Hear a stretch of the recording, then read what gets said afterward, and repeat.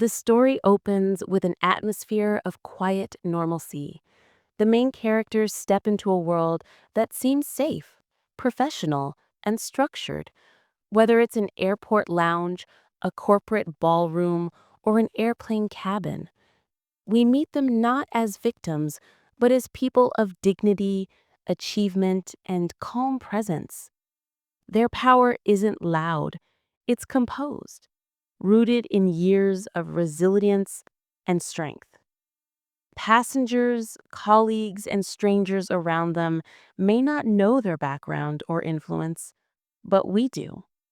In these first moments, small cracks begin to show: subtle dismissals, side glances, or a service denied with casual arrogance. They're treated not as who they are, but as who others assume them to be. The tension simmers silently because the characters choose restraint over reaction. This part ends with an unmistakable wrong, an action so bold and humiliating that it forces the quiet shift from patience to accountability. The stage is now set. The story will not be about rage, but about power revealed in silence. The quiet dignity of the characters collides with deliberate disrespect. What began as subtle slights escalates into undeniable mistreatment. A flight attendant ignores them. A corporate peer mocks them. Security moves in with arrogance. Every move is rooted in assumption, an unspoken belief that they do not belong, that their presence is lesser. The crowd reacts in whispers. Phones begin recording, and the air fills with tension. But the characters don't meet humiliation with anger. They remain still, composed, watching. Their silence is sharper than any outburst. It forces everyone present to confront the injustice in real time. Then comes the triggering moment, the attempt to remove them, to erase them, to strip them of position and dignity. It is bold, public, and meant to humiliate. Instead, it becomes the mistake that awakens a quiet storm. This part ends with the characters making a single, deliberate move, whether it's pulling out a phone, holding up documents, or placing a call. No shouting, no drama, just one act that signals the balance of power has shifted. The humiliation attempt backfires. What was supposed to be a display of dominance turns into a revelation of truth. The single, quiet act, whether a call, a document, or a trace, sends shockwaves through the room. Authority figures freeze, realizing they've made a catastrophic mistake. Security hesitates. The mocking executives or staff go pale. The air flips from arrogance to uncertainty. At that moment, allies begin to emerge.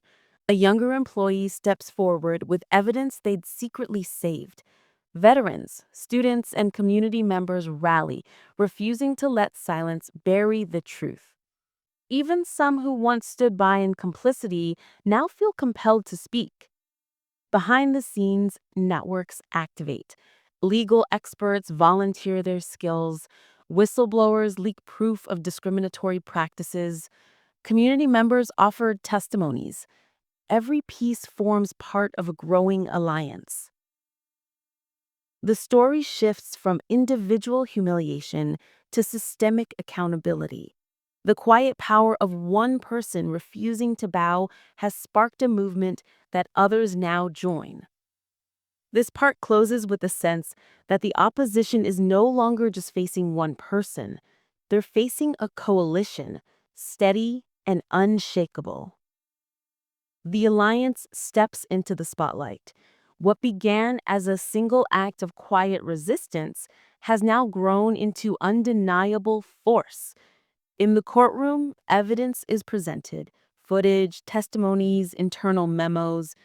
Every lie collapses under the weight of documented truth. The opposition, once smug and certain, now sits exposed. Their excuses ring hollow, their theatrics fall flat. Zara, calm and composed, takes the stand. At just 16, her voice carries more weight than the polished arguments of seasoned lawyers. She speaks of humiliation, of systems designed to suspect rather than protect, of the painful truth that merit can be overshadowed by prejudice. Her clarity silences the room. Colonel Manning follows, her testimony weaving military honor with maternal pain. She reminds the court and the nation that the values she defended abroad were betrayed at home when her daughter was handcuffed for existing. When the verdict comes, it is more than justice. It is accountability. Officers are disciplined, false accusers punished, corporations forced to reform. A scholarship fund is created in Zara's name. For once, the system bends toward fairness. But the story makes clear, this is not victory. It is the beginning of change. Justice is not a single verdict, but a continuous demand. 1 year later, the echoes of that single injustice ripple across the nation. The mall that once humiliated Zara is now transformed. Under new management, the same security office where she was handcuffed has been converted into a community outreach center. Training programs, new policies, and open dialogue have replaced fear and profiling. Zara stands at a podium, poised and unshaken, addressing a crowd during the inaugural scholarship ceremony in her name. She reminds them, real change isn't about punishing individuals, it's about transforming systems. 10 young students step forward as the first scholarship recipients, carrying her vision into the future.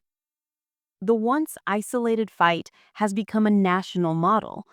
Police departments adopt new oversight, businesses institute fair security protocols. Even former adversaries, like the young guard who once stood by, now lead reform efforts. But perhaps the deepest change is in the community itself. Families of all backgrounds move with greater confidence. Conversations once avoided now shape classrooms, workplaces, and homes. Colonel Manning watches her daughter with quiet pride.